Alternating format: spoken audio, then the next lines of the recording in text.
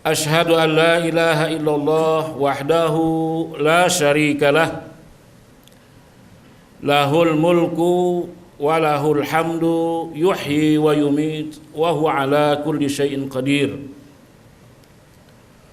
Wa asyhadu anna Muhammadan abduhu wa rasuluh allazi addal amanah wa nasahal ummah wa jaa bil mahajjatil bayda lailuha kanahariha la yazighu anha illa batilun wa halikun. Allahumma salli wa sallim wa barik wa azzim wa karrim ala habibina Muhammadin sayyidil awwalina wal akhirin sayyidil ghurril muhajjalin wa ala alihi wa sahbihi wa man tabi'ahu bi ihsan ila yaumiddin, amma ba'du. Jamaah Masjid At-Tanwir rahimana wa yarhamukumullahu jami'an. Marilah senantiasa kita panjatkan puji syukur kehadirat Allah Subhanahu wa taala. Pada kesempatan Jumat yang mulia ini masih diberikan kesehatan, kekuatan iman kepada kita sekalian, sehingga kita mampu menunaikan kewajiban kita salat Jumat berjamaah. Sidang Jumat yang dimuliakan Allah Subhanahu wa taala, dari mimbar yang mulia ini khatib menyampaikan untuk diri khatib dan jamaah kita sekalian untuk meningkatkan iman dan takwa kita kepada Allah Subhanahu wa taala. Dengan sebenar-benarnya takwa bukan sekedar ucapan, tetapi direalisasikan dalam perbuatan kita sehari-hari. Karena dengan amal takwa kita itu menjadi bekal di akhirat kelak. Wa tazawwadu fa inna khaira zadit taqwa. Salawat dan salam mari kita selalu sanjungkan kepada Nabi besar Muhammad sallallahu alaihi wasallam. Judul khutbah kita pada siang hari ini adalah 4 yang menyebabkan perpecahan umat. Sidang Jumat rahimakumullah, khatib ingin menyampaikan satu riwayat dari Rasulullah sallallahu alaihi wasallam untuk kita ambil pelajaran pada siang hari ini, sehingga ke depan kita di hari-hari dan di bulan menjelang negara kita akan melaksanakan hajat besar, yaitu pemilihan presiden dan wakil presiden dan DPR kita.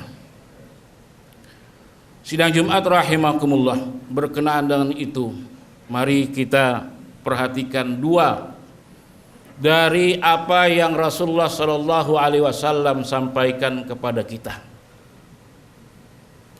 Jamaah yang dimuliakan Allah Subhanahu wa taala, satu ketika Rasulullah sallallahu alaihi wasallam akan beranjak masuk ke Masjid Madinah. Beliau berpapasan dengan para pemuda yang ketika itu belum masuk ke dalam masjid. Di antara pemuda itu adalah yang bernama Abdullah bin Amr bin As, sahabat Rasulullah sallallahu alaihi wasallam yang masih muda, pandai dan memiliki kedermawanan dan kekayaan yang luar biasa. Meskipun demikian, Abdullah bin Amr bin As ini dia masuk Islam ketika Rasulullah sudah mencapai kenabian yang tahun yang ke-7. Jamaah sidang Jumat rahimakumullah, ketika Rasulullah SAW datang berpapasan dengan para pemuda ini, di antaranya Abdullah bin Amr bin As, beliau berkata kepada mereka ini, wahai sahabat-sahabatku, nanti akan lewat di depan kalian seorang calon penghuni surga. Jamaah sekalian yang dimuliakan Allah, kalau Rasulullah SAW perkataannya pasti betul. Dan hadis ini diriwayatkan oleh Al-Imam Muslim yang tidak lagi diragukan kesahihannya, bahwa ini terjadi benar-benar di masa Rasulullah. Kata Rasulullah, akan lewat nanti seorang yang akan menjadi calon penghuni surga. Para sahabat terheran-heran, siapa gerangan yang akan lewat setelah ini? Selang tidak berapa lama, jamaah yang dimuliakan Allah, lewatlah seorang dengan menenteng sandal dengan wajah yang masih basah dengan wuduknya. Abdullah bin Amr bin As memperhatikan orang ini. Berarti orang inilah yang akan menjadi calon penghuni surga. Di hari berikutnya, jamaah sekalian, hal serupa juga terjadi. Para pemuda ini, diantaranya Abdullah bin Amr bin As ini datang. Rasulullah katakan pada mereka, para sahabatku, nanti datang lagi seorang calon penghuni surga. Sahabat penasaran, siapa? Apakah yang kemarin lagi? Ternyata orangnya sama, memegang sandal, wajah basah dengan wudhu, masuk ke dalam masjid Madinah. Di hari ketiga terjadi lagi seperti itu.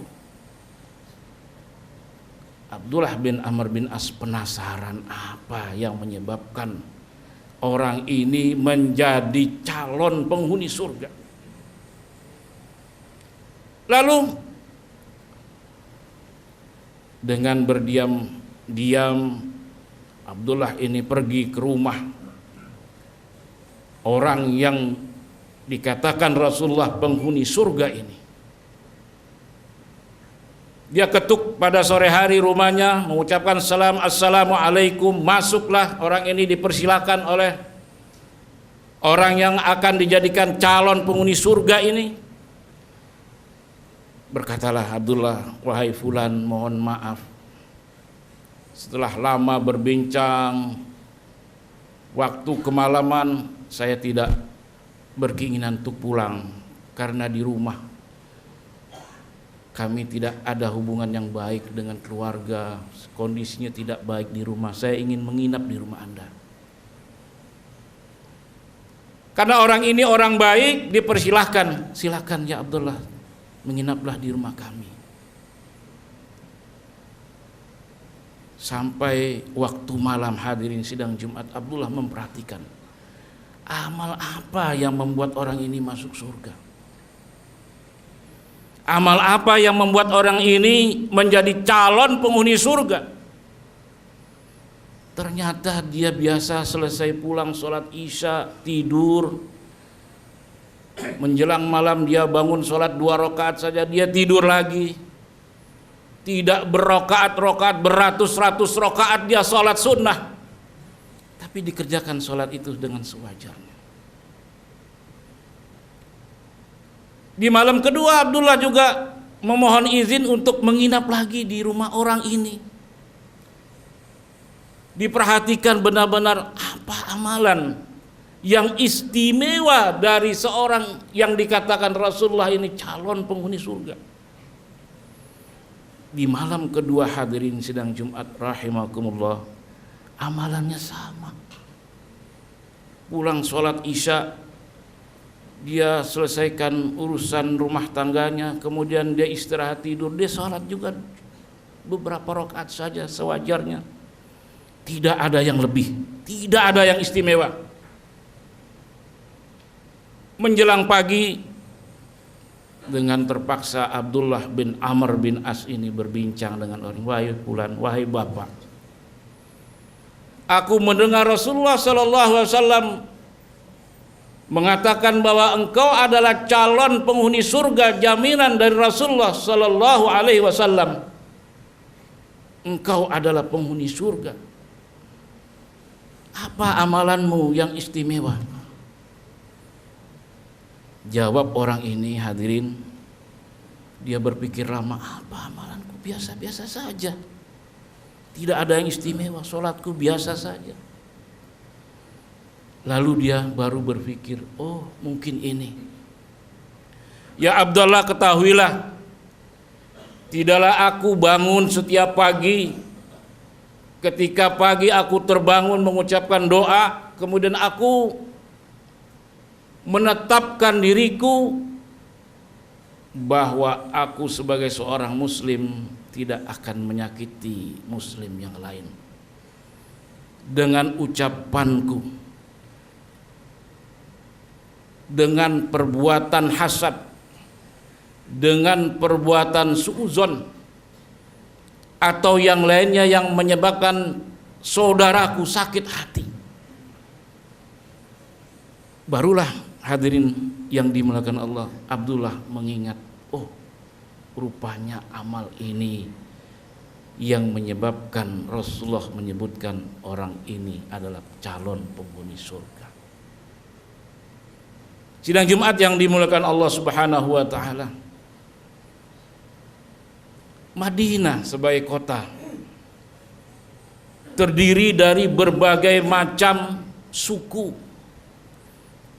terdiri dari beberapa agama, Yahudi, Nasrani, majemuk pula seperti negeri kita. Rasulullah sallallahu alaihi wasallam mencontohkan kepada kita bagaimana membina masyarakat Madinah dengan yang disebut piagam Madinah. Kalau kita perhatikan dengan seksama, piagam Madinah ini luar biasa, memberikan sendi-sendi kehidupan masyarakat, sehingga seorang filosof dan seorang sosiolog terkenal, Ibnu Khaldun, Abdurrahman Ibn Khaldun, dalam mukaddimah bukunya Tarikh Ibnu Khaldun, dia sebutkan dengan kesimpulan al-insan madaniyun bitab'i, bahwa manusia itu secara naluri adalah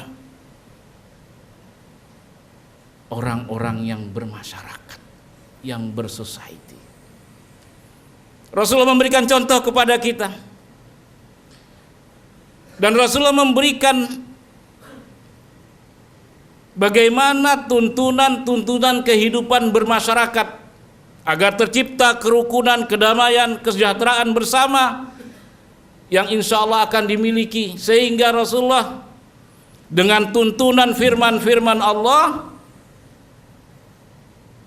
menjadi satu masyarakat yang madaniyun bitab'i, disebutlah Madinah, kota.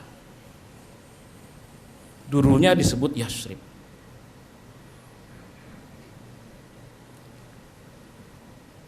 Al-Quran yang mulia memberikan batasan-batasan kepada kita, memberikan tuntunan-tuntunan kita agar sendi-sendi bermasyarakat ini berjalan dengan baik, sehingga kita diberikan tuntunan sebagai orang yang beriman. Dalam surat Al-Hujurat, Allah Subhanahu wa taala berfirman, ya ayyuhallazina amanu ijtanibu katsiran minadh-dhann fa inna ba'dadh-dhanni ismun fala tajassasu wa la yaghtab ba'dukum ba'dha. Ini tuntunan bermasyarakat yang diberikan oleh Allah Subhanahu wa taala. Wahai orang-orang yang beriman, jauhilah prasangka-prasangka buruk di antara kalian. Jauhilah perbuatan-perbuatan tajassus, memata-matai. Wala yaghtab ba'dukum ba'da, janganlah kita berbuat ghibah. Ghibah salah satu yang membuat perpecahan umat ini. Sidang Jumat rahimakumullah, ada 4 penyakit dalam hati manusia yang membuat perpecahan. Yang pertama adalah al-hasadu, perbuatan hasad. Apa itu hasad? Hasad adalah sifat buruk pada diri seseorang ketika orang lain mendapatkan nikmat, mendapatkan kemajuan buat dirinya. Orang ini tidak suka sama sekali. Ini hasad. Rasulullah SAW memberikan warning kepada kita, iyyakum wal hasad, iyyakum wal hasad, iyyakum wal hasad. Hati-hati kalian terhadap sifat buruk hasad. Kenapa? Fa innal hasada ya'kulul amala kama ya'kulun nara al-khasaba. Karena perbuatan hasad akan menghapus amal kebaikan kamu sekalian. Kebencian kita terhadap seseorang akan menghapus perbuatan kita yang baik-baik, bagaikan api yang membakar kayu bakar. Luar biasa, habis dibakar amal kebaikan kita. Sholat kita habis, zakat kita habis, dibakar karena perbuatan buruk, yaitu hasad. Yang kedua yang menyebabkan rusaknya sendi-sendi persatuan adalah su'uzzon, berburuk sangka. Yang jelas-jelas dalam ayat tadi surat Al-Hujurat dilarang oleh Allah Subhanahu wa taala. Ijtanibu katsiran minaz zon fa inna ba'daz zon ismun. Sesungguhnya berburuk sangka adalah perbuatan dosa. Yang ketiga yang membuat kerusakan sendi-sendi persatuan adalah at-tajassus. Apa itu at-tajassus? Memata-matai saudara kita, memata-matai umat Islam, memata-matai orang berbuat baik. Kalau ada kesalahan sedikit, dicari-cari kesalahannya. Ini namanya tajassus. Dalam Islam dilarang dan diharamkan oleh Allah Subhanahu wa taala. Yang keempat adalah al-ghibah, menceritakan keburukan orang lain saudara kita, sedangkan orang itu tidak ada di depan kita. Ketika dia mendengar cerita itu, pasti dia marah. Inilah yang disebut ghibah. Hadirin sidang Jumat rahimakumullah, mudah-mudahan bangsa kita sekalian dapat terjaga dari sifat-sifat buruk ini yang menyebabkan amal ibadah kita hilang sama sekali. Aqulu qauli hadza li wa lakum wa lisairil muslimin fastaghfiru innahu wal ghafurur rahim.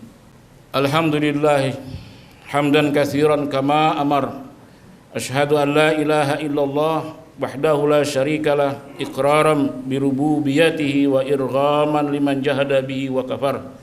Wa asyhadu anna Muhammadan abduhu wa rasuluh sayyidul khalaiqi wal bashar. Ibadallah, usini wa iyyakum ajma'in.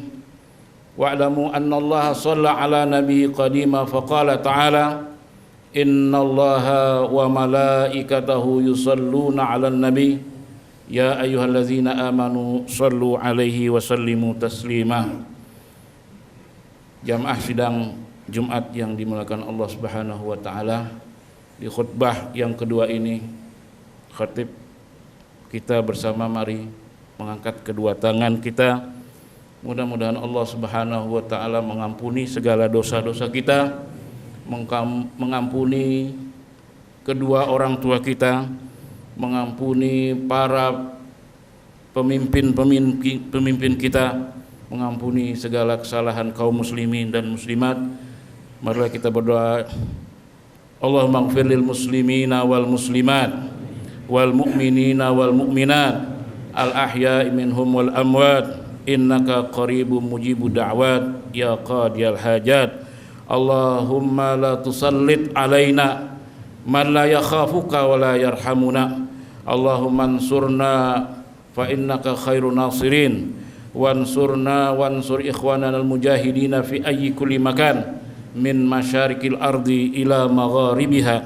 Rabbana aslih dinana allazi huwa ismatu amrina wa aslih dunyana allati fiha ma'ashuna wa aslih akhiratana allati fiha ma'aduna waj'al hayatan lana ziyadatan lana fi kulli khairin waj'al mautan lana rahatan lana min kulli syarrin. Rabbana atina fid dunya hasanah wa fil akhirati hasanah wa qina adzabannar. Ibadallah, innallaha ya'murukum bil adli wal ihsan wa ita'i dzil qurba wa yanha 'anil fahsya'i wal munkar wa baghi ya'izukum la'allakum tadhakkarun. Fas'aluhu min fadlihi wa li dzikrillahi akbar wa aqimus shalah.